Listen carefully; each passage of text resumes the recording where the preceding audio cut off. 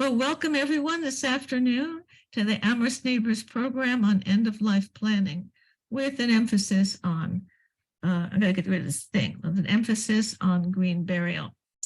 I'm Fricke Munger. I am a volunteer on the Amherst Neighbors Program Committee.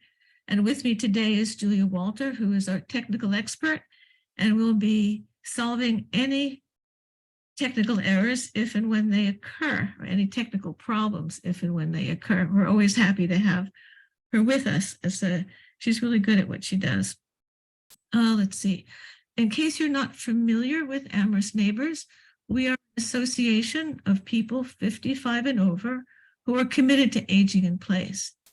To help us do that, Amherst Neighbors offers several different kinds of services and programs that we volunteer for, and then volunteers come to us to provide those services. If you want to know more about it, please visit our website at amherstneighbors.org. Amherst Neighbors is all one word, and the Amherst has an H in the middle of it, and so don't forget to type that in. We don't like to pronounce it, but we need it when we're writing it out. Let's see what else. Oh, yes. I've been asked to mention that although we are an all-volunteer organization, we do have expenses. So when you're on our website, if you should feel so inclined, we would really appreciate a small donation so we can keep the lights on and the computers running. Okay, so our program today is on end-of-life planning with an emphasis on green burial. We take the position that if you have an end-of-life plan, it should include your wishes. You should make your wishes known for how you would like your body to be managed after your death. And that's what we're going to focus on today. Let's see. For the format for the program is we'll have presenters presenting for maybe 10 or 15 minutes. Then we'll take a break. And that break will be for your questions and answers. So if you have any questions, please jot them down. And then during the break, you can go to the bottom of your screen, look for something called reactions, and click on the raise hand. And then this enormous yellow hand will come up next to your head. It is terrifying, but it's harmless. And that will also put you at the top of the screen in the order that which you raised your hand, so you can be called on. You automatically become teachers' pets and become recognized first, second, third when you raise your yellow hand. If you can't do that, we can try an alternative. You can wave your hands wildly in front of your camera. And if we notice you, we will call on you. But there's a lot of people here, so we might not be noticing. But there is a third option. If you know how to use it, you can click on the chat function. And if you type your question into the chat, I will be monitoring it and I will raise it for you. Okay, so let me introduce our two wonderful presenters today, both of whom we're so happy and lucky to have them here because they're very busy people and they have so much knowledge and experience. We have Rebecca Fricke, who I tend to call Rebecca Wick because it's in my head wrong, but she is the general manager of the Wildwood Cemetery here in Amherst, Massachusetts, and has been in that position since 2018, is very experienced. Before she did that, she had a very varied background, which pulled together lots of skills in managing people and getting to understand how to work with people at very difficult moments in their lives. We also have with us Carol Coan, who actually is an end-of-life planning educator. This is what she does, and she's really, really good at it. In addition to that, for many years, she was caretaker of a green burial ground in Everett, Massachusetts. So she's very deeply involved in the green burial movement.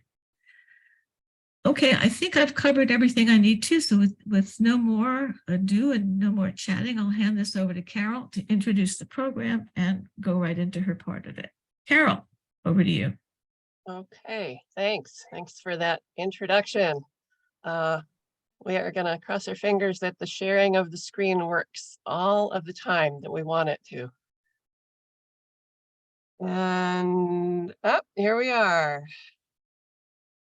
I don't have the advanced buttons on the bottom. I will stop share and try it again. This is what we were running into before, that if I don't have the The buttons, I can't move the. But you've got the arrows on your keyboard. The right arrow on your keyboard would do it too. No, that was suggested and tried, and that doesn't do it. So I will try this a different way. I will.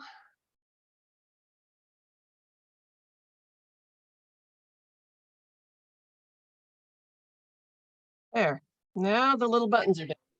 Okay, so here's our title slide. And so I wanted to give just a little, in addition to what Freddie said, give a little overview of what we want to cover, because basically it is, what would you like to have done with your body after death? People tend to think about end of life planning as their advanced documents and maybe a living will, healthcare proxy, all of which are important. But as soon as you breathe your last, there's a body that needs to be dealt with. And what would you like people to do with it? So obviously planning ahead is the best way to have that happen. And we want to give you some information about what to do. So a while ago, I came up with Carol's 5-fold path to funeral happiness. And it's just these 5 steps, and they're very straightforward. They're not all equally easy or difficult though. So the first thing is simply to know that there are options. Sometimes people have the idea that you have to have the full big funeral with all of the different parts, and there are a lot more options than that we'll be talking about today. So that's number 2, learn what the options are. And that's not just naming them, but what's the cost and what does it involve and where can you do it and who does that sort of thing. 3 is figuring out what you want from among that array of possibilities. 4 is to share your decision. Don't just keep it in your head, but write it down. Talk to your family about it. You might want to make sure people are on board with what you want. Put it someplace, put your written version someplace where they can find it. And that's what will help them to know 2 months or 2 years or 20 years from now that that's what you wanted. And the 5th step that a lot of people overlook is to set aside the money in one way or another. It might be a certificate of deposit that's payable on death. It might be a shared certificate of deposit so somebody else can use it immediately. It might be prepaying. That's a whole different thing. I don't generally recommend prepaying with a funeral home unless you're really certain that that's what you're going to do. Anyhow, once you've done all of that, you are golden. So there are 3 basic options for what you can do with a body. There's donation, which is whole body donation, not to be confused with organ donation, because that doesn't take care of the entire body. There will still be a body after organs get donated. Cremation, which people are generally familiar with, and it's increasing in popularity. Burial. There are a couple different kinds, conventional burial and green or natural burial, which is what we'll focus on. So I'll talk about those 3 basic options, and then we'll work on green burial in particular. Once again, you didn't get your Tylenol. You never take it. Is that a question for me or is that someone's mic? That's someone's mic. Okay. So whole body donation, just to give you a general sense of it. The body is typically used for medical education, not for research. You do need to register ahead of time with your preferred school, which might be UMass Med. That's the nearest one to Amherst. But there's a couple of other medical schools in Massachusetts, and I have heard it said that that's the easiest way to get into Harvard. Sign up for their body donation plan, anatomical gift plan. You do need to have a backup plan, a plan B, in case your body isn't accepted. There could be various reasons for it not being accepted. If you die in a car accident, they can't accept it, or if they just are full. So plan B. Someone must call the receiving institution promptly after death. So they need to know that that's what you want. They need to have the phone number and they need to call. Preferably, they would call prior to your death if you are, it seems pretty clear that you're likely to die within the next week. They can call and just make sure that they still have your information. They can ask their questions, height, weight, what is the likely cause of death, that sort of thing, which will help them to decide whether or not the body can be accepted and also provide information that you'll need. So when a whole body is donated, the body is kept for anywhere from 1 to 3 years. And then it's cremated and it's returned to whoever you've designated on your paperwork. Or in Massachusetts, the medical schools have a consortium. They have a burial ground in Tewksbury, and they'll alternatively bury them there. And this is the least expensive of the disposition options. And just a few photos. This is where your new home would be, in a lab inside of one of these things. The students working on the body. And very gratefully appreciating that they can use an actual body rather than a virtual one. Since bodies don't all look like the virtual ones. Cremation. Reduction of the body to ash, quote unquote. High heat over a long period of time. They are working on technologies to reduce that amount of time so that it doesn't use as much fossil fuel. But in any event, after the body is burned, the bones are removed from the retort. There's a magnet that they put over the remains to take out any screws or handles from the coffin or replacement joints that you've got in there. And then they use basically a large food processor and grind the burned bones into what looks like ash. They aren't actually ash, they are bone salts, basically. They have very high pH, so they actually are not very good for your roses, which prefer a much more neutral pH. It does consume a fair amount of fossil fuel, and it does emit pollutants into the air. The newer retorts have better filters for capturing stuff, but a lot of them still release dioxin, mercury from your fillings. And this method of disposition gives you the most flexibility with respect to time, distance of people needing to come from somewhere else, can't agree on the time for doing a funeral, you just do a cremation. And cremated remains can be buried, they can be scattered, they can be used in artwork, they can be put in separate little urns. So, and it is the one way that you can be in more than one place at the same time. So, a few pictures of cremation. There's the crematory cremator on the left, a retort. The box being slid into a retort, and that's why you need to have a rigid bottom for a body that's going to be cremated. And there's the ground up process there on the bottom. And I've heard from a cremation operator friend that when he first started doing it, the remains were so fine that people were saying, how do I know this isn't cement? And so he realized that he needed to back off a little bit and not process them quite so much so that there's still little chunks in there. So.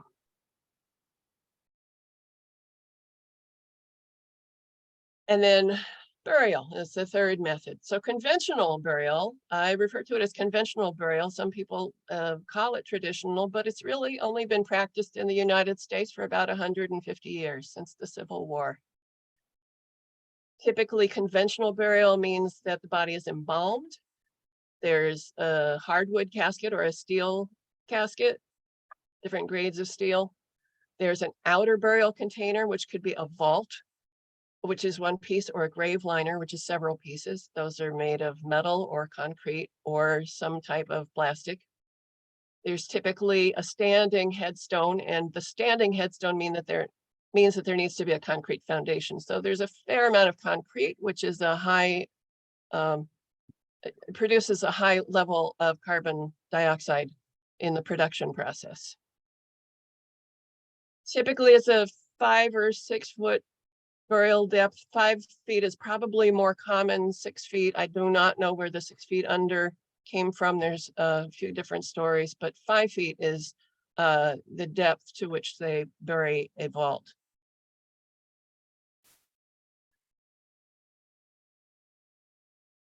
So here on the left, people viewing,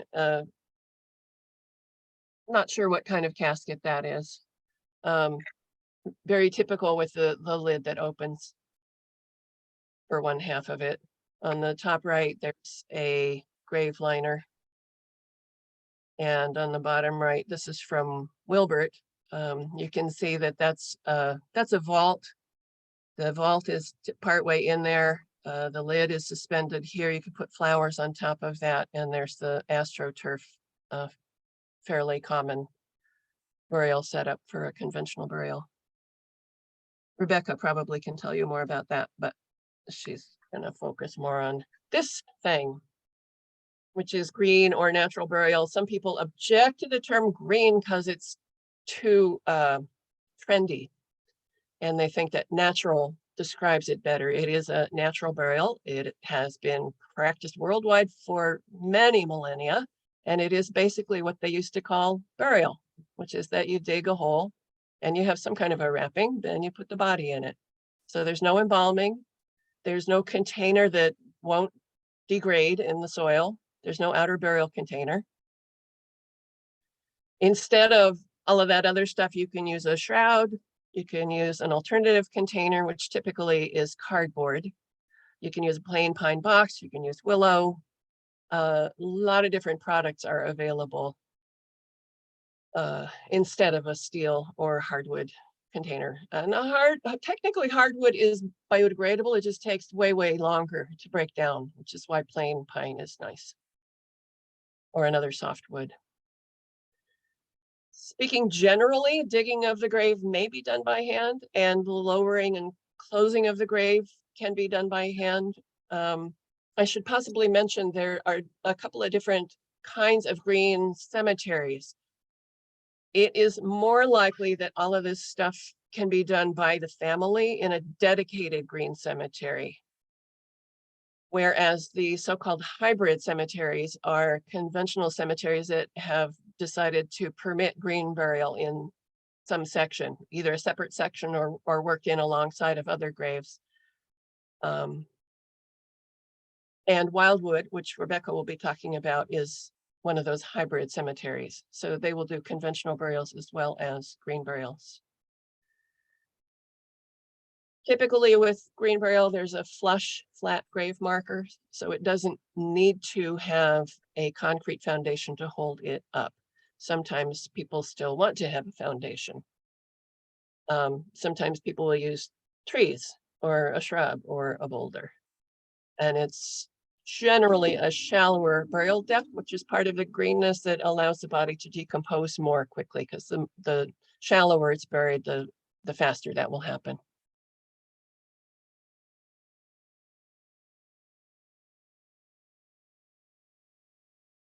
So here is a cotton shroud on the left. There's a cardboard box, one of several designs of cardboard coffins that I've seen. In the bottom on the right, there's a pine box that's been painted, and there's a wicker. I think it's wicker rather than willow in the background there. And the one in the front reminds me to tell you that this is set up with a cushion, so you can use it as a settee. I have seen them used as coffee tables. I have used them seen for shelves for books, so that you can acquire it ahead of time, put it to use. You can sleep in it. I'm told that monks are supposed to sleep in their coffins every night to remind them of the temporariness of this life. And then it's handy when you need it. So here are some pictures of doing the burial itself. One of the things that I like about green burial is that it tends to have a lot more family involvement. And I really like this photo on the left because you got the preacher there with his reading, but you got the piper. I mean, you need a piper, right, for a funeral procession. And here are family and friends bringing the coffin. Here's a coffin sitting on boards held across, so it's ready, staged above the grave. And if people want to say words, they can do that. And then the boards, it gets supported on the straps, and then the boards get pulled out from underneath. And underneath that, you can see family and friends lowering a coffin, pardon me. And then this one is to remind us that it can happen in winter as well. Not all cemeteries do winter burials.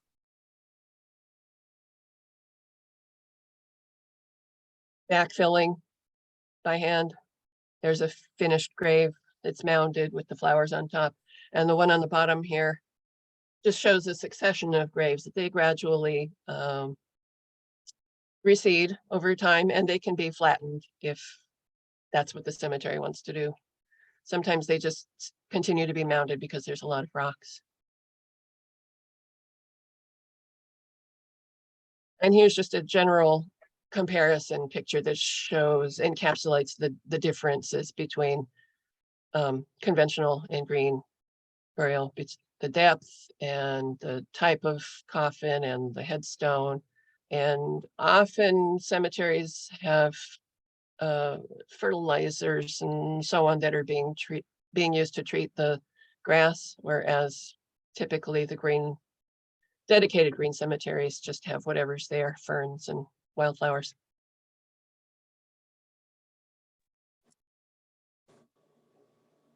And just a reminder for all of the options, whichever one you choose, it may be easiest to work with a funeral director. It is legal in Massachusetts to not hire a funeral director, but that doesn't mean that then you don't have anybody. I had somebody say, oh yeah, we don't want one of those. Well, no. Somebody still has to do all of those things. It's not that you just dispense with it. It's just that it can be a family member or friend who really, really wants to do it. But will be easiest to work with a funeral director. And in that case, it would be helpful to select the funeral home ahead of time. And if you are going to want your remains to be buried, then it may be helpful to walk through a cemetery ahead of time and see what's available there.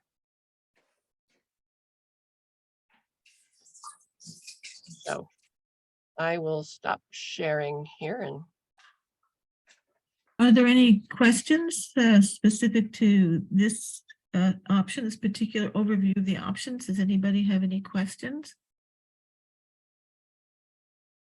Okay, I see Larry and I see Anne and I see Natalie. Can we do it in that order? Sure, thanks. This is, I love the sort of the matter of fact and practical approach to how you're presenting this, because it is in some ways kind of straightforward, and yet I'm sure these are complicated decisions. I was going to ask if embalming was kind of a given with the donation of the body, like how do they preserve it for 1 to 3 years? Is there like a whole lot of chemical activity? That's the first question. And the second was just tied to approximate cost of a traditional burial versus a green or natural burial. yes, when the body is donated for anatomical dissection, it is highly embalmed. The one thing there is that I don't know who the company is, but it's somebody that UMass Med is working with to come up with an environmentally friendly embalming process. I can't tell you anything more about that other than I guess it wouldn't, I mean, you're still being embalmed. But yeah, that's so And you can't have a green burial and donate your body for anatomical study. Approximate cost. Rebecca might have more ideas about it. It depends a lot on which green cemetery you're using. Because some of the dedicated ones, they're needing to pay off their land and they're needing to pay into a land trust or something. So they might be charging more per plot. So it may be considerably less expensive for a green burial, partly because you're not paying for all of the other stuff. You're not buying an outer burial container. You're not paying for embalming. You're not paying for a steel casket. But those cost savings could be somewhat offset depending on how much you're paying for the plot itself and for the opening and closing. So numbers, I don't really know. I guess I would offhand say 3,000 or 4,000, 5,000, 3,000 to 4,000. Ask Rebecca about that one for a green burial. 6,000,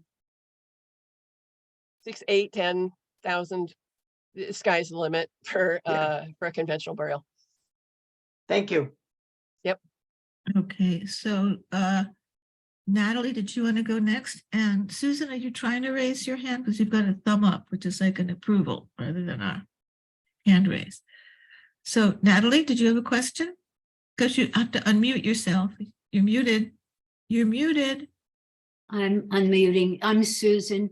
And I just wanted to say that I've bought a plot at Wildwood and it's $1,000 for a plot, or it was a couple of years ago when I bought it, just for the plot. And I saw that the original statement on the screen said that it can cost less than $2,000 for a green burial. I don't know where that is, but that was one of the comments of the speaker.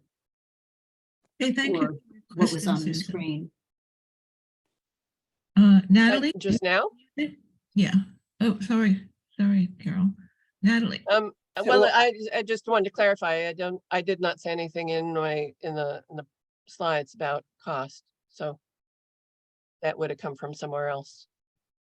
Okay, it came on the screen, green No. burial, and then there was all this, the first thing said, and I wrote it down word for word. So it says green burials can cost less than $2,000. Anyway, it's okay. It's fine. I'm just commenting. The question was asked, I'm commenting from what I saw. A couple of other people say they saw that too. In the Interesting. The only thing, I didn't make the slide with the comparison side by side. Maybe it's in there. That's where it is. That's where Okay. it is. Okay. Oh, it does. I see in the fine print there, it does say they can easily cost $10,000 versus under $2,000. Okay. Yeah, let's move on, I please. Can we move on, please? Because Yep, we're yep. people waiting. So we have Natalie and then John, and then Okay, we'll have to just a continue quick and come one. back. I was on the Common the other day and we do have a plot or plots at Wildwood. And I was thinking we could just be rolled up in cotton, but someone told me we had to have a rigid underpiece. I mean, I guess we could ask Rebecca that. Well, that'll come up later when we Okay, get to the that's it. specifics. Yeah. That's it. John, any comments or questions about the overview? Yes, are you going to address money in particular, how to set money aside so it can't be stolen or lost, and your survivors can pay for the burial? we could talk about that after this presentation. It's not, the different methods are not something that I was thinking to talk about. Okay. When you say after, who would we contact and how would we contact that person? At the end of the presentation, I'm happy to stick around or, ask again in the question and answer, or we'll see how the time goes. Yeah.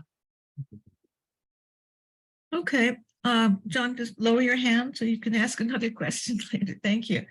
Okay, I think now we're doing, let's see, Rebecca, you're going to talk about cemetery pre-planning, is that correct? Yes. Okay, on to Rebecca.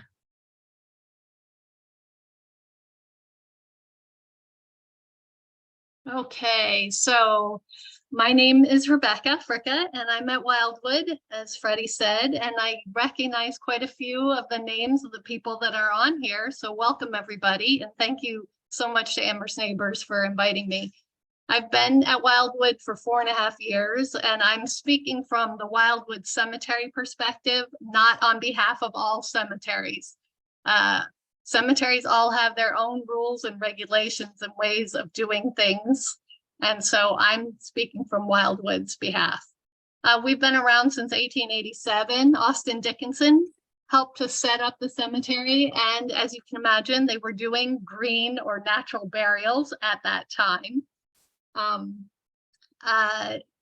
And we started doing at some point, and I haven't figured out when, they started requiring vaults, but in 2014, they opened up a green section. And then when I came on in 2018, the board made the decision with me to open up the entire cemetery to green burials. And as Carol said, we are a hybrid cemetery, which means that we allow all of the different kinds of burials.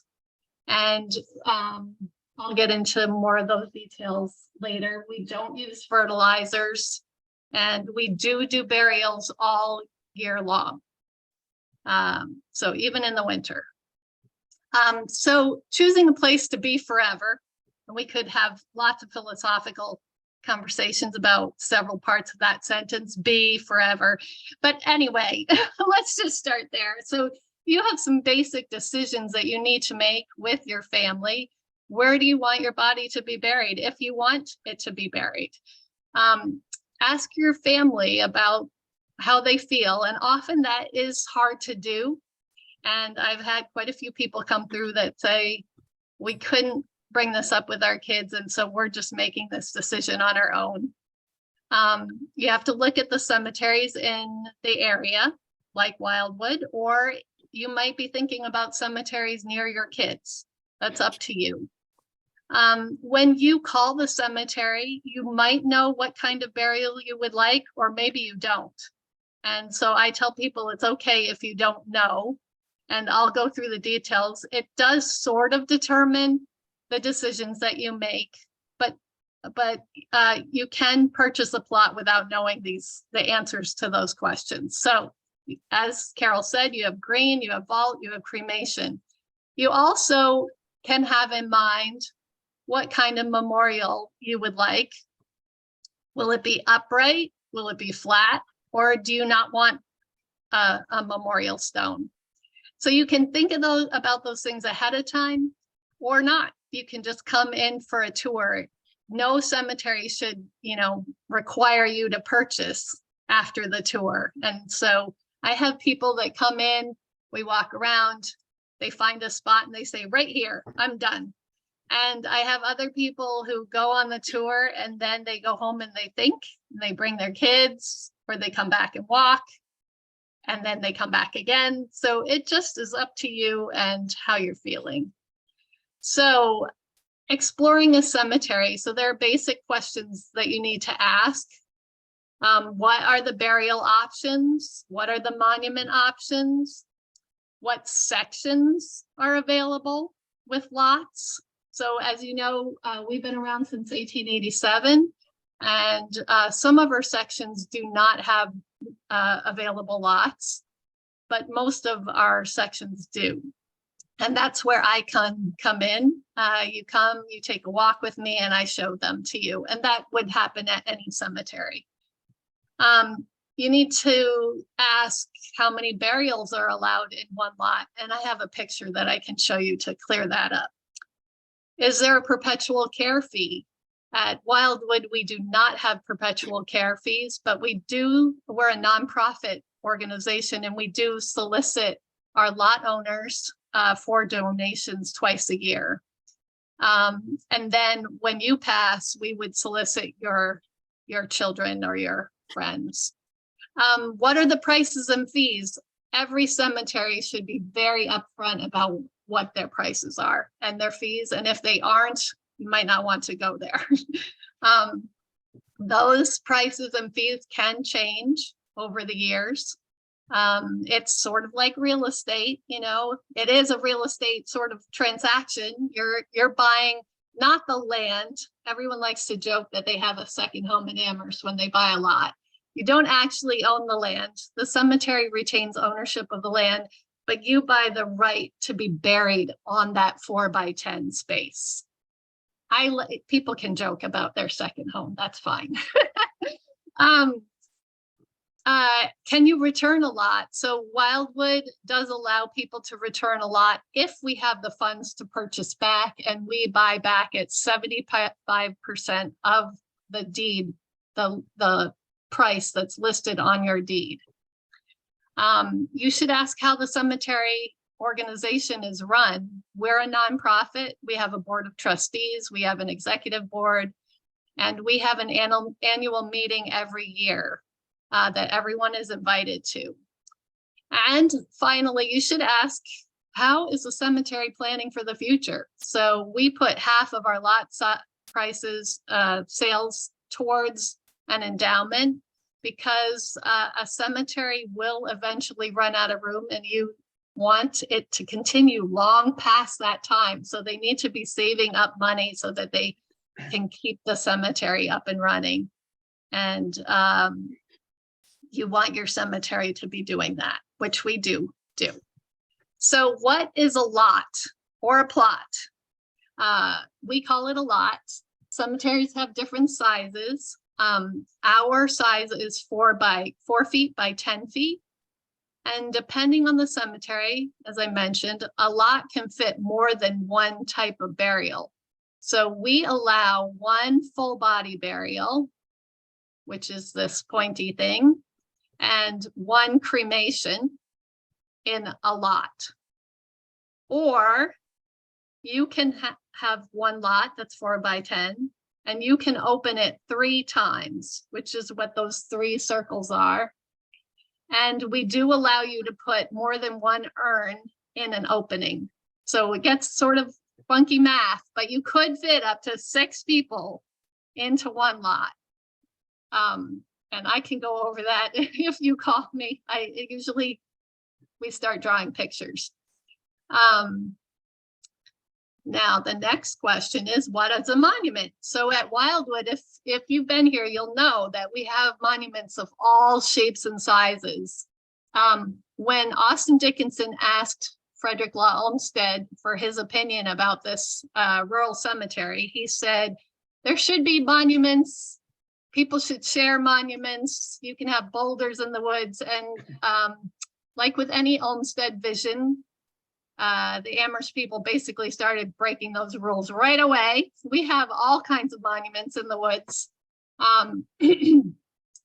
In terms of green burials, many people do choose either a flat marker that goes right into the ground, or they have a boulder that may or may not need a cement foundation. If the boulder sits right on the earth really nicely, then you do not need concrete.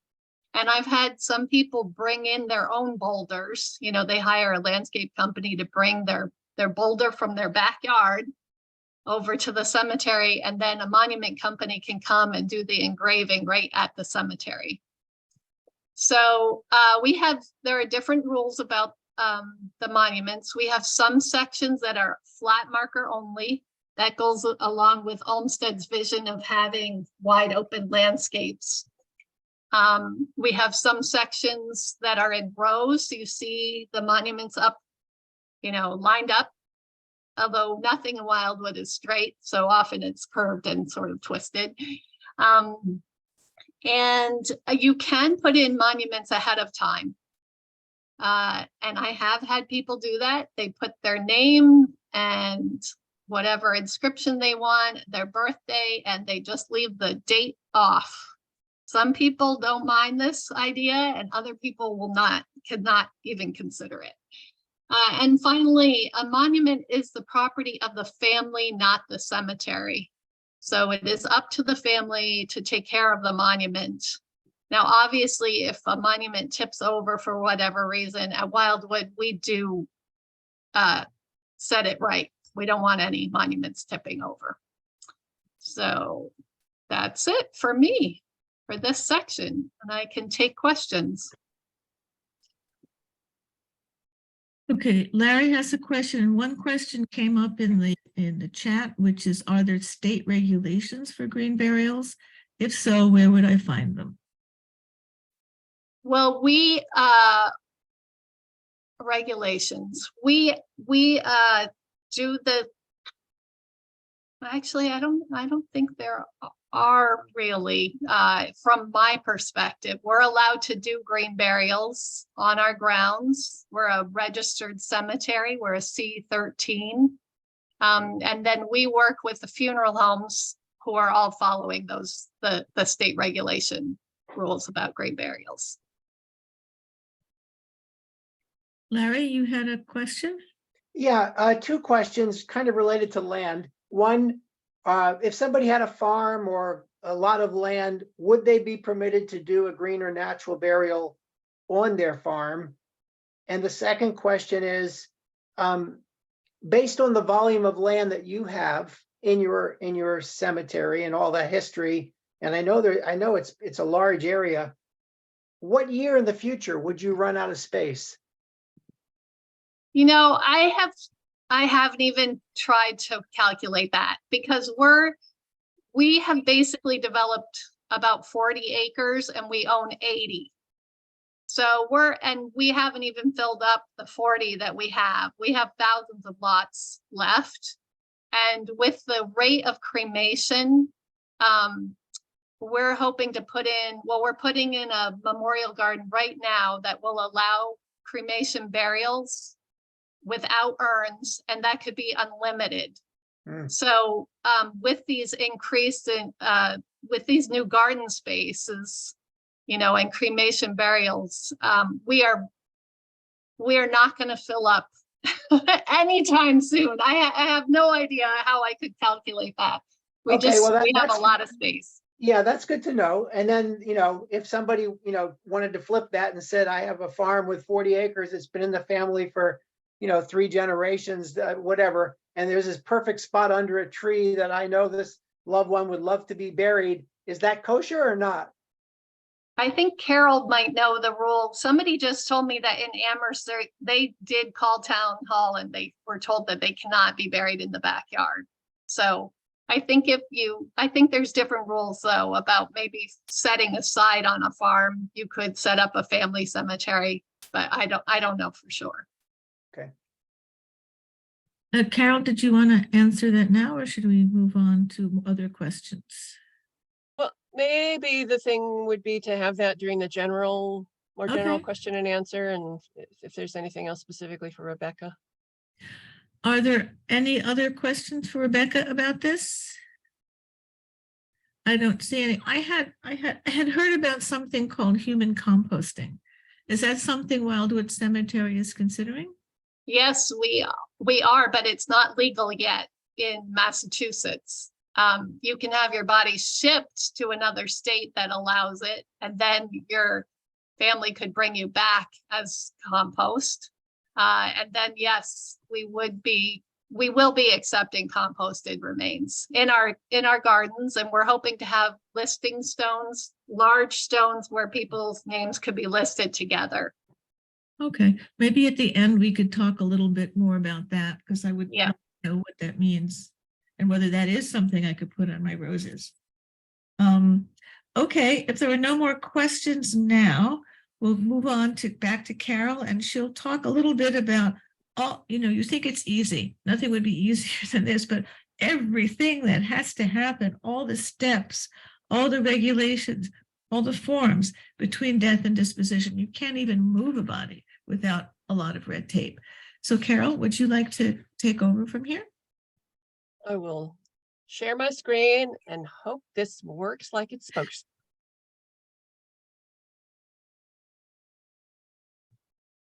to. Rats. This is what we ran into before, where I can't advance. And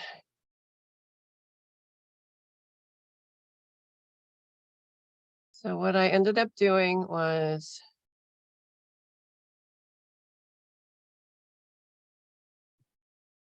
advancing a bunch.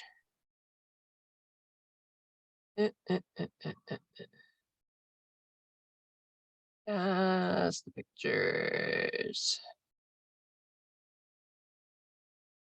There. All right. Okay, so after the death has occurred, before you can do the final disposition with the body, it's trying to figure out if there's a really straightforward way to describe this, to explain all of this. And this is what I came up with. There are three interrelated things that need to happen. They're not exactly steps or processes, but there's three things going on. One is that the body needs to be in an appropriate place. Somebody needs to figure out the time and the cause of death. The paperwork, quote unquote, process needs to start. But there are variables that affect all of those three things, which are at least where the death occurred, whether or not it was expected, and whether or not it was attended. So the appropriate place. The person may have died at home of an expected cause, and the doctor knew that that was going to happen, is not surprised, and the family wants to keep the body at home. Then the body is in an appropriate place. And on the other hand, if the person dies in a hospital, say, that's not an appropriate place for the body to stay, because the hospitals, depending on how busy they are, they may give you 20 minutes or an hour or something to call a funeral home, but the body's going to need to be moved someplace else for these other things to happen. So that's one thing, that the body needs to go someplace where it can rest for a while these other things happen. The time and cause of death. If a death occurred at home under hospice care, say, probably that's pretty straightforward. The official time doesn't happen until the official person declares the death, which may not be the time that the family knows it occurred. But generally, I don't know how they come up with the specific time that they write on the piece of paper, but 4 p.m. It's generally known. And if that happened, then the cause of death probably is known if the person was on hospice care. If someone is at home, but at the bottom of the stairs when somebody else comes home, it may not be clear when the death occurred or what the cause of death was. And in that case, this is partly the expected or not and the attended or not. That may need to become a medical examiner's case rather than just the medical system. So the medical examiner's office needs to have an opportunity to weigh in on any death that is unclear or possibly unclear, so that they can decide whether or not this makes sense as a cause of death. And if they say, oh, no, we're clear, this is fine, then it just goes back into the regular stream of things. And then the third part of it, it used to be paperwork. There used to be a piece of paper that was the death certificate that got passed from hand to hand. And now what we have is what most states, I think at this point, have, which is an electronic death registration system, EDRS. It's the vital statistics. They register deaths as well as births. And this is the death registration part of it. The two ending results from that EDRS process are the death certificate and the burial permit, which is what it's commonly called. It is officially in Massachusetts a disposition, removal, and transit permit, a DRT permit or DIRT permit, which I like. I think they put it in that order intentionally. So you need the dirt permit to be able to do anything with this body, and you need the death certificate to be able to settle the estate. So this process starts with assuming that you've hired a funeral home. The funeral director will collect information from the informant. I'm kind of switching to you rather than it's collect information about the deceased person from whoever is the informant. Some funeral homes just have a list that they want you to fill out. Some funeral homes, they will interview you and write down the answers. Or you can, among the handouts that I gave to Freddie, and you can get that from her electronically, is the informant's worksheet that the state has put together. So that document, that completed document online, is the first step in creating a new record that will be the death certificate. That information gets typed into the form. It gets whoever's filling it out clicks on it, and it goes into somebody else's queue. So the different parts of the death certificate, what will be the death certificate, get populated by different parties with the different parts of the information that go on a death certificate. You pay your $10 or $20 or whatever it is for a certified copy, or 10 certified copies, and they give you those to you. And then you can proceed with the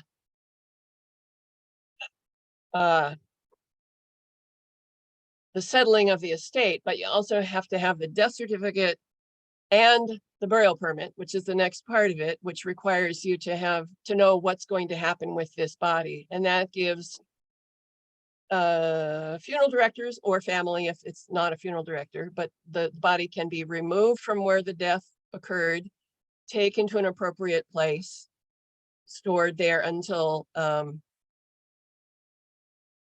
disposition is going to happen. And then the disposition, which could be a cremation, it could be a medical school. And I guess that's all I need to say about that. So you got to have all of those different parts in order for the disposition to happen.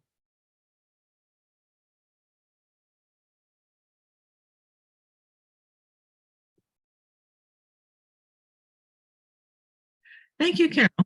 That was as clear as it could be, I think, without using presence of a lot of, here's this paper, here's that paper.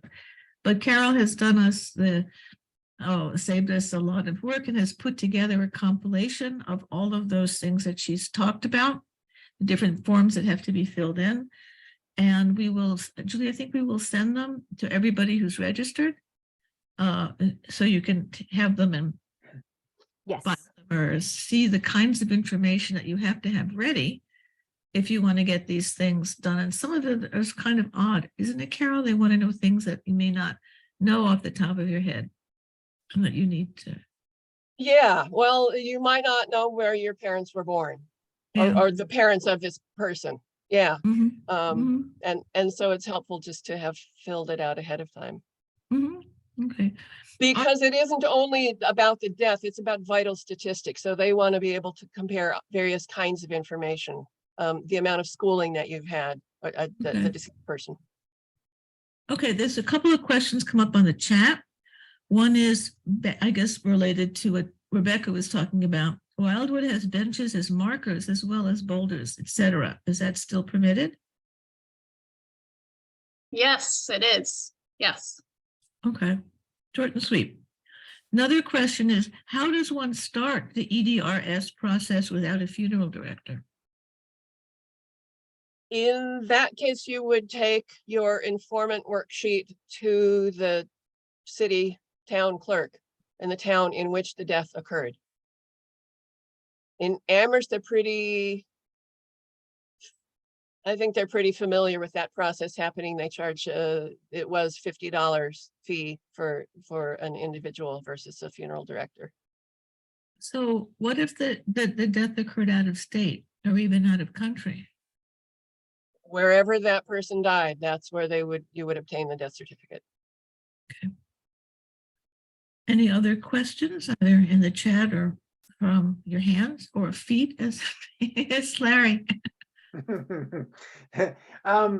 The listening to the administrative pieces of the puzzle, I could see where some of these processes could take some time. How does that impact the green burial from the point of view if you didn't want to embalm the body for the green burial? And that's kind of a question within the question. Does green burial imply not embalmed? Yeah, okay. So there's no embalming in green burial. That's appealing, but this process to get all the documents that you need, and as this is all happening, is that sometimes a problem? How do you store the body in order to be able to move forward with what you want? Typically, if someone has hired a funeral home, the body will get moved to the funeral home. And they have cool rooms. Some of them have a relationship with a local morgue where they can keep a body. It is not typical that funeral homes around here have refrigerator places. So the other piece of that, I don't know how conversant funeral homes are on it. You can cool a body down, and you should, in fact, cool it down pretty promptly after a death that's going to have a green burial. There's a product called Techni Ice, which I like the best. It gets colder than plain ice, and it's not as cold as dry ice.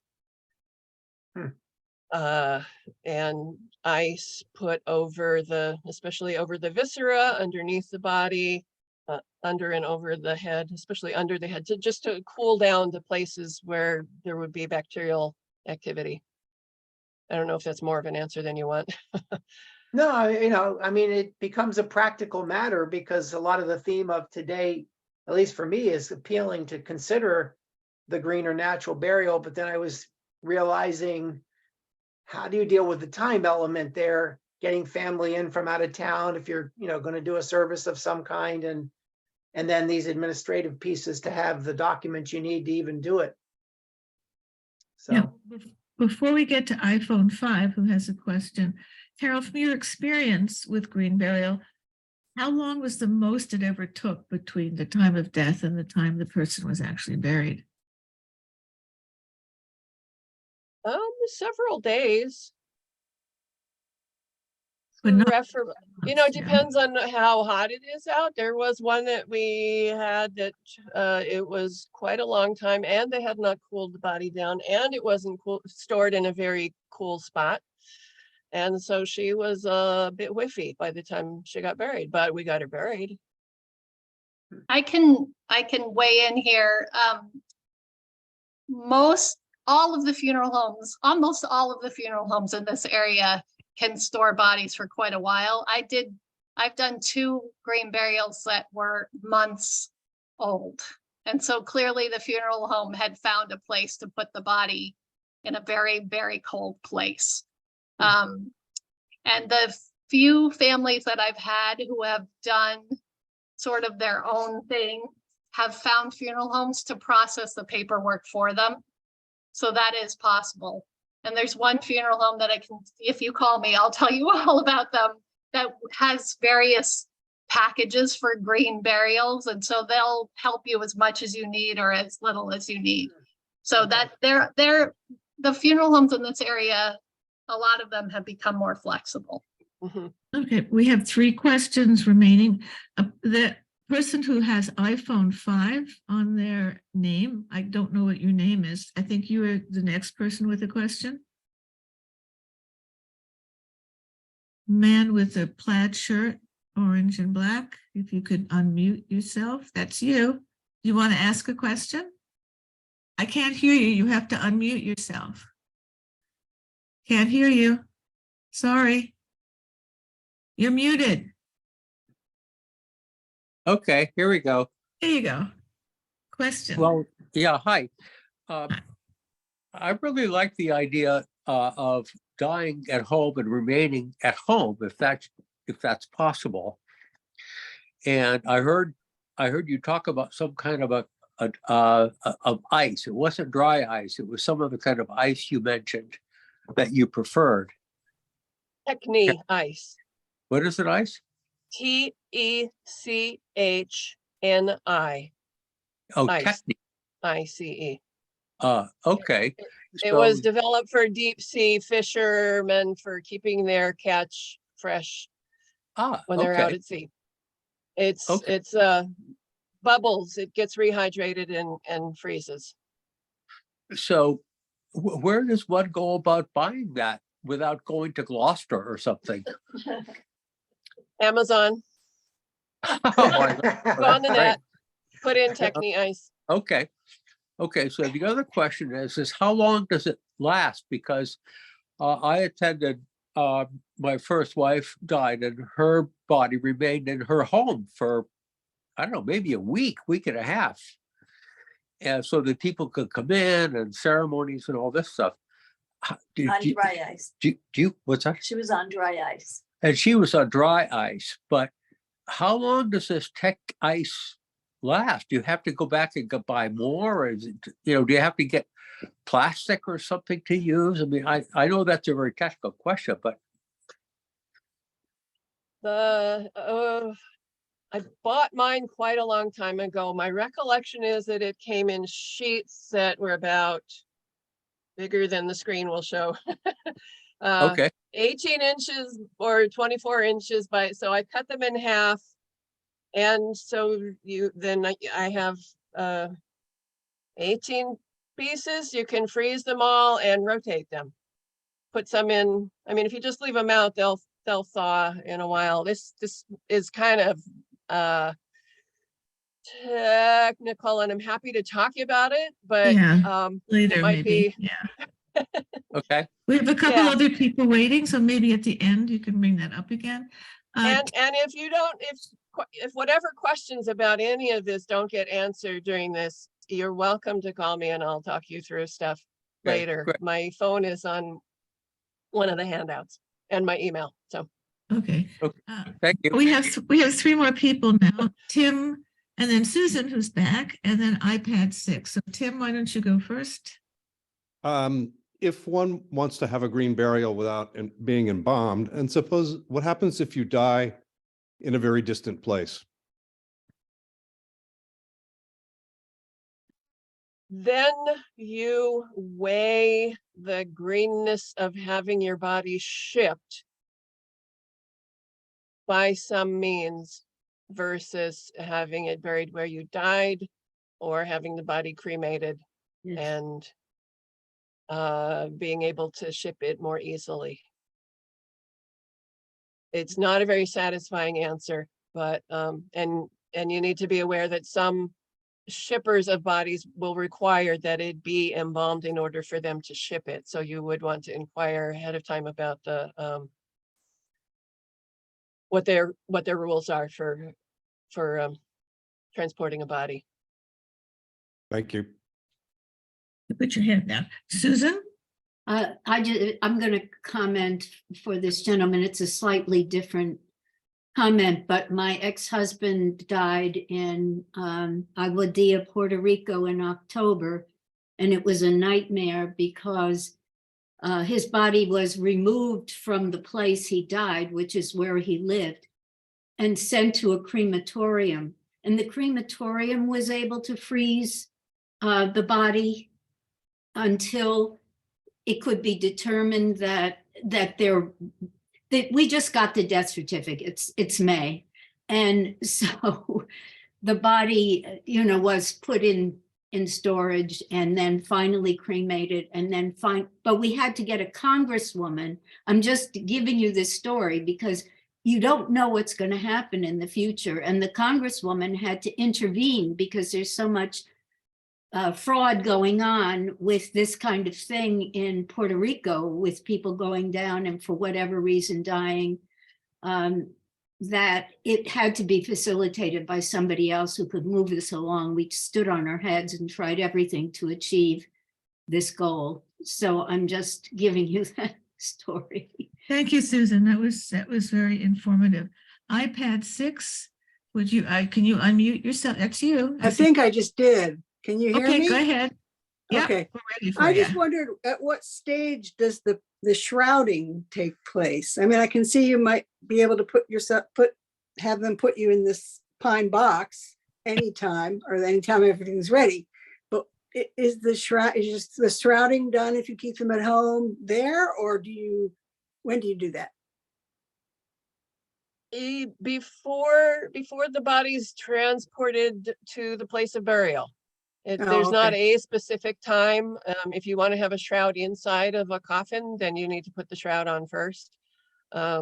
If you're just using a shroud and no box, after the body's, whatever preparations are done, washing the body or cooling it, that sort of thing. Okay. So it's not sitting at home or with the shroud on, if we're waiting 3 or 4 days to be able to put it in the burial. Probably not, but you could. Okay. If you preferred fine. it. Yep. Just wondering. Thank you. Okay, well, thanks. Any other questions we can have at the end of the Q&A period? And now we're going to talk a little bit. Rebecca's going to talk about what actually happens at the cemetery, in green burial in particular.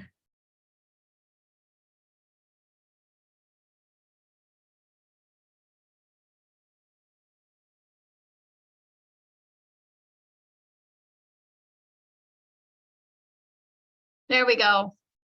Let me try that again. Okay, so planning ahead. Most cemeteries do require a funeral home. Like Carol said, there are green cemeteries that don't. Wildwood does, but we do understand that sometimes families want to be doing most of it on their own. And so you have to pick a funeral home that's willing to step back and let you do your ceremonies. You have to pick a funeral home you're comfortable with. You know, you need to shop around. They all have different prices and they all talk to you differently. The funeral homes in the Amherst area all do green burials. Some of them have different requirements about the containers. Some of them will let you do the shrouding and the washing of the body at the funeral home. So you just need to go through all of this with the funeral home. A lot of people really like the idea, well, not like the idea of dying, but of being at home and not at a funeral home. But that requires your family and friends to be on board. And it is a lot of work, as Carol said. So you may like it a lot, but you aren't going to be there to be doing all the work. And so you have to keep that in mind. And you have to have a crew that is willing and able to follow through with your wishes if you do not choose a funeral home. So depending on the funeral home and the cemetery, you can make these decisions. What kind of burial container do you want? At Wildwood, we allow people to choose whatever container they want. And as Carol said, there's baskets, there's cardboard, there's shrouds. And somebody did ask me, or did say on the Zoom. So the thing about shrouds is that most funeral homes have found that it is much better to have a flat, hard base. So they have these wooden trays that the shrouded body goes on, and then the tray and your body is lowered into the ground. It just makes it easier because you want something hard that the ropes can be under. What kind of lowering device? You can like the idea of being lowered with ropes, but you then need 6 able-bodied people to hold the ropes and do the lowering. So when that is not the case, then the funeral home will order a lowering device, and it isn't motorized. It just releases on a spring and it lowers very slowly. And then the third thing is, what kind of ceremony do you want? Do you want music? Do you want poetry? Do you want prayers? You need to talk, sort of write this out and talk with your people about that. At Wildwood, we do allow graveside services, so you don't need to go somewhere else. You don't need to do a funeral home wake. You can do everything at the cemetery. And now I've run into the same problem Carol has. Ha, look at that. Okay, I'm just gonna share. Sorry.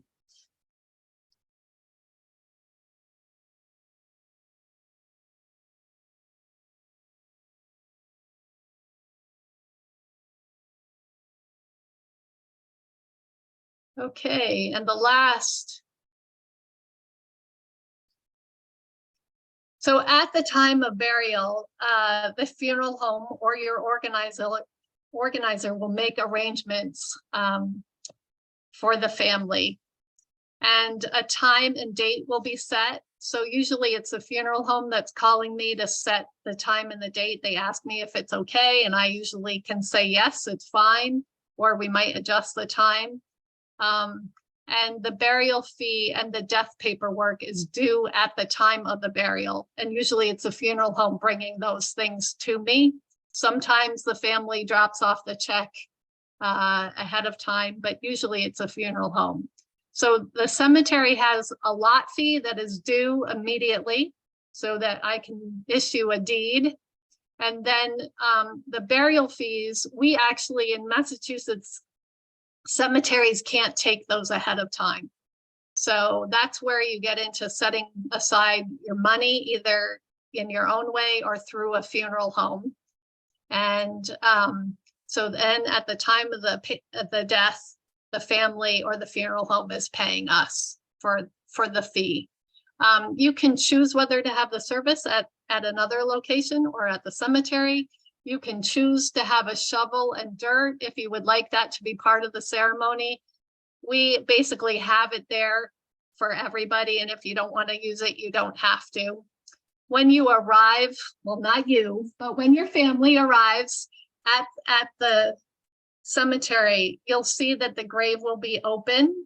If you work with a funeral home, you can choose to have the fake grass, what do you call that, the astroturf put down, or for a lot of green burials, they don't ask for that. So it'll just be plywood laid down around the grave so that it's a bit safer and cleaner. Most cemeteries ask the burial ceremony lasts for less than an hour, and the grave will be filled in after you leave. We have had some families who want to watch the backfill happen. And if that is the case, then we ask that the funeral home stay and that the family stay, a safe distance away, like 100 feet away. And then the final rule that I'm always telling people is do not park in the grass. So when you come for the ceremony, we ask that people stay in line on the road, and all of our roads loop. Most cemeteries have loops. And so if people see that the road is blocked, they just don't go that way. But if you pull off, there's a good chance you'll be parking on someone's grave, and we don't want that. So that's basically it. I will say that pre-planning is better than having to buy a lot at the time of a death. You just want to get that step out of the way. And it really helps families to know that, you have chosen your spot. And I tell everybody once they buy a lot at Wildwood that they should come and enjoy this place while they're above ground. The birding is beautiful. The roads are fairly safe to walk on all year long. And even if you aren't a lot owner, you're still welcome to come here and walk. So I can take questions. I know this is a lot to take in, but I So can take. Rebecca, a question has come in on the chat. Yeah. Wants to know, is it unusual for a cemetery to require a certain type of cremains container, such as marble? I'm just going to speak for us. We allow families to bury cremains in whatever container that they want to use. So I've seen wooden boxes, I've seen glass, I've seen marble. And we don't actually require an urn. You just need to know that if you're pouring the ashes right into the ground, that there's no retrieving them. Are there other questions about this part of the program? I can also add that I have read, there's a company selling like a compost mixture that you can mix cremation ashes into. It takes a few weeks and some mixing, but apparently at the end of that process, your ashes are part of a mixture that actually is good for a garden. Oh, that's good to know. Yeah, you can Google it. I don't know what it's called. Dave, do you have a question? Is that what you're fiddling with? Yeah. Ask away, Dave. Oops. Yeah, go ahead. Is that for me? Yes. What is the procedure for donating the body to the medical school? Is there red tape or things you have to do beforehand? Carol, did you want to take that Yeah, question? Carol can take that.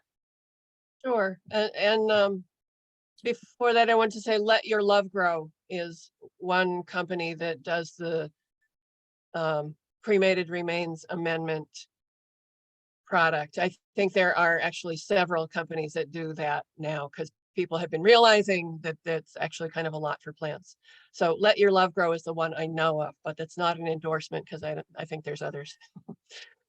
For donating your body to a medical school, what you need to do is go pick which school you're interested in and go to their web page for anatomical donation, and they have different procedures. UMass Med is the one I'm most familiar with, and they will mail you a packet, and it's got a 6 or 7 page questionnaire for you to fill out, a couple of other forms, but it's not all that difficult other than trying to remember when you broke your leg, what year it was or whatever. And to mention again, I will have the list of these. It is one of my last slides here, but the PDFs that might be useful to you. One of them is a resource list for consumers from Funeral Consumers Alliance of Western Massachusetts, and the addresses, the names and addresses, I think, of all of the let's see, whole body donation, UMass Chan Medical School, Harvard Anatomical Gift Program, Tufts, yeah, and BU. So those are all on there. I will say that I've had several people donate their bodies to science, and then the families choose to have the cremated remains shipped back to them, and then they come to the cemetery and have a burial with the cremation. And it takes a few years. You know, you could donate your body and then 3 years later, your family can come to the cemetery to bury. Carol, aren't there some restrictions about certain illnesses or certain body sizes that universities will say, well, we can't use that remains?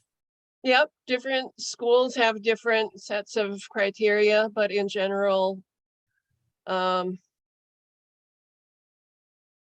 communicable diseases, if that's the right word, things like hepatitis, HIV, those would disqualify you. Being Like obese COVID? or emaciated.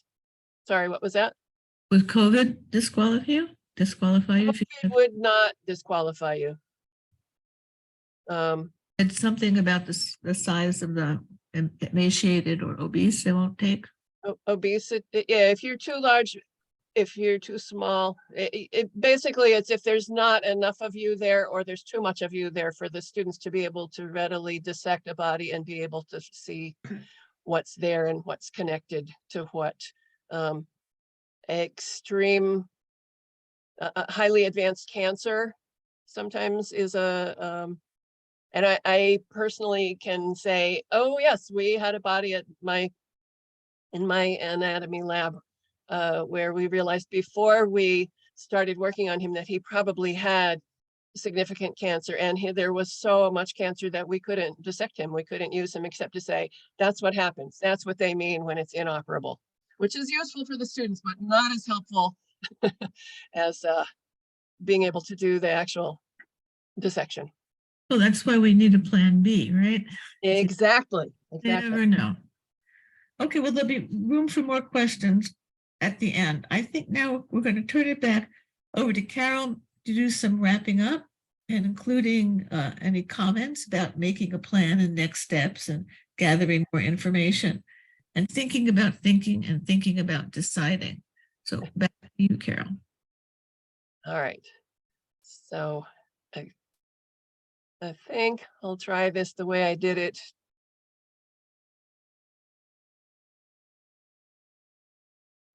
Okay.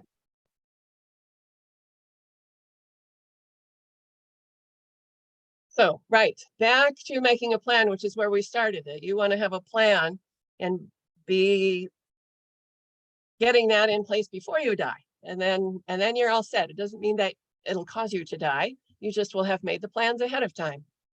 So these are the 5 basic steps. And you're already at least on number 2, because I told you there's options. You know there are options. And we've talked some about what the options are. They're the 3 basic ones. There are variations on all of those. What do you want to do? You may already have decided that you want to have a green burial, and that's why you're learning more about it today. But maybe you need more information. So it could be that these steps kind of go back and forth. As you learn more about one, you say, oh, no, that's not what I want. But at any rate, you figure out what your decision is.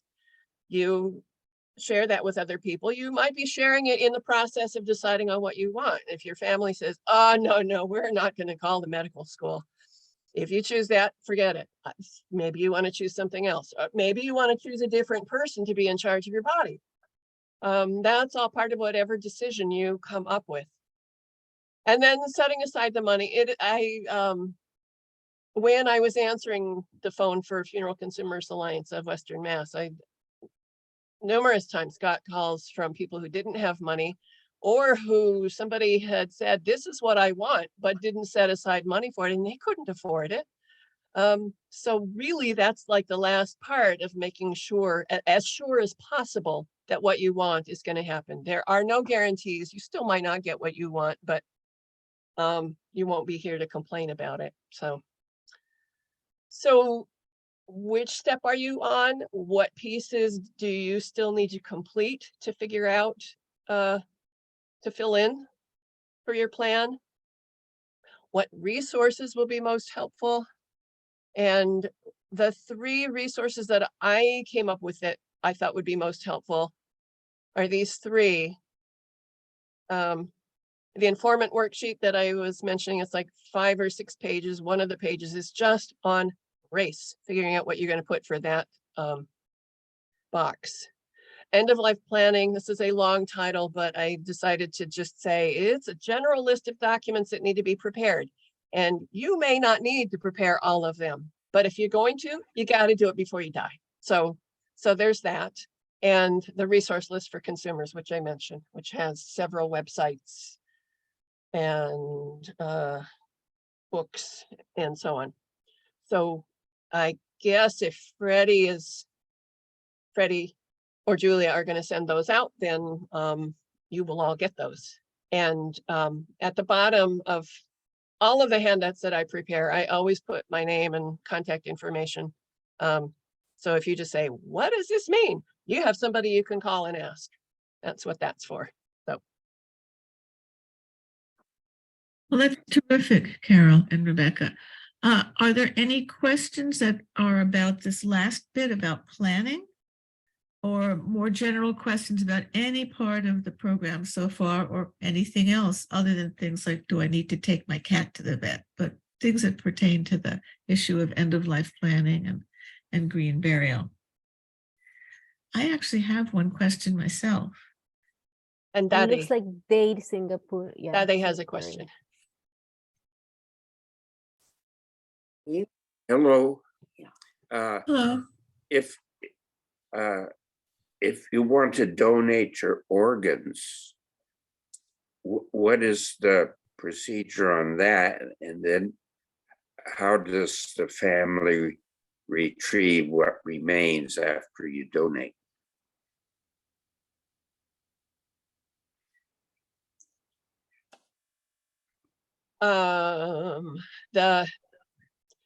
The first thing that you do is fill out the form that's on your driver's license or comes with it, saying that you want to be an organ donor. Or there are forms that you can fill out specifically to say that you want to be an organ donor. The part that's not so much in your control is that the organs, aside from corneas and skin possibly, you need to have been on life support. It is most helpful to them if you are on life support at the point that they decide that you are not, your life is not going to continue, and then those machines are converted to being organ support. It may be that they're coming up with newer, better ways to be able to make use of more organs, but that is the information that I know at this point. So after organs are removed, the medical staff will sew you up, and then the body is available for a funeral home to come and retrieve you. In that case, hospitals tend to not be very willing to release bodies to non-funeral directors. So it would be unusual. I have heard of it happening, that somebody made an arrangement with a funeral director because that person knew that they really wanted to do this thing at their home or whatever, and retrieved the body and then handed it over to the family. But again, it is easiest and most straightforward to just have a funeral director do that part and then take the body to the funeral home. Thanks, Carol. John, did you have a question? You have to unmute yourself. Yeah, there you go. I had asked, I think Carol, during the course of the webinar about setting money aside. She said to check in at the end. Is this the time to check in about that? Sure. So, what I'd like Yeah, to do, so but I'd go like ahead. to set some money aside for all the costs, but do it in a way where it can't be stolen or lost. And I know there are some ways to do that. So can you help on that point? Yeah, so it ties in a bit with having figured out what you want to do and estimating what the cost is, so you know how much you need to set aside. That's all done. But the two general ways that I know of, apart from sticking it in your sock drawer, would be through a bank. Well, possibly three ways. Through a bank, like a certificate of deposit, either payable on death or co-owned with somebody else. Or a separate savings account, some sort of account that's not a certificate of deposit. A burial insurance plan that you put together yourself through an insurance company, or some sort of plan that the funeral home organizes. Funeral homes work often with, they'll have an insurance company that they work with. And they will sell you a pre-need arrangement. So Typically, the pre-paid arrangement is not revocable. So what you have decided at this point is what would stand. And that's one of the places where you can get into trouble if you signed up for a burial and then you decide that you want a cremation. They won't change it. Generally speaking, if you move to a different part of the country, they are supposed to transfer it to a different funeral home. Can I interrupt? If they close, you may be out of luck, which is what happened with Ryder Funeral Home a few years ago in South Hadley. With the savings account, how does that work? You just open up an account in the name of who? What? Well, the savings account would need to be co-owned with somebody else. So it's a co-owned savings account, just like Who? John Doe and Mary Doe co-owners.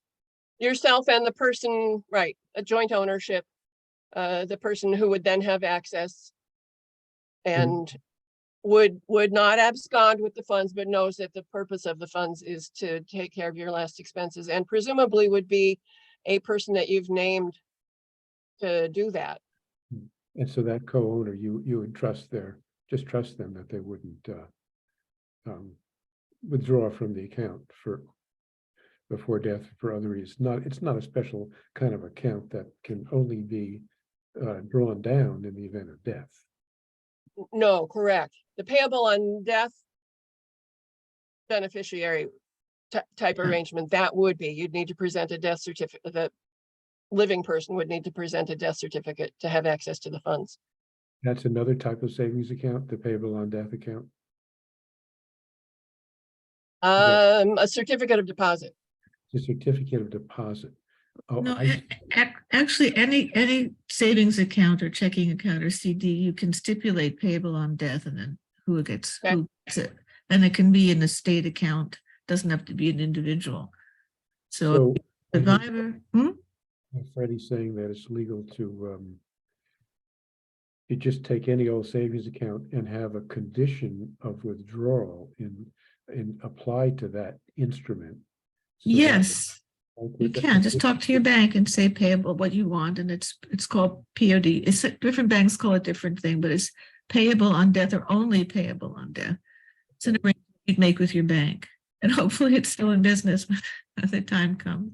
CD or savings account only payable on, that means the person needs to furnish a death certificate. Either the person or the account, because if the other person is predeceased, you it has to pay into another, so you make the arrangement with the bank and they'll take you through all of the steps and all. Banks know how to do this. Sorry? Yeah, bank- different banks have different things that they offer, and so the thing to do would be to go to your bank and explain to them what you Thanks, want. Larry. Okay, well, it's just been pointed out to me that we're past 5:30. Oops. And that I would like to say one more thing is if you decide to leave at this point or any other point, if you wait just a few seconds, a 3-question survey will pop up. And I really hope you take the time to answer the 3 questions, because it's really important for us to know whether you got useful information and whether you want the speakers to return in the future. But if there's there's other questions coming up. It depends on our speakers if they wish to remain. Somebody's asked us something about water cremation, and Carl said thank you. And there's also, we wanted to talk a little bit more about human composting and what that means. So please feel welcome to stay a little bit longer. Depends really on Carol, Julia, and Rebecca. Actually, Julia can hand the host role over to me or somebody else and then can leave when she wants to. Are there anything else that we haven't gotten to that you would like to raise with our 2 experts while they're still here?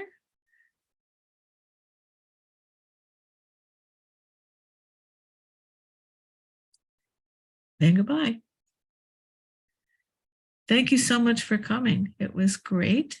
Thank you, Rebecca.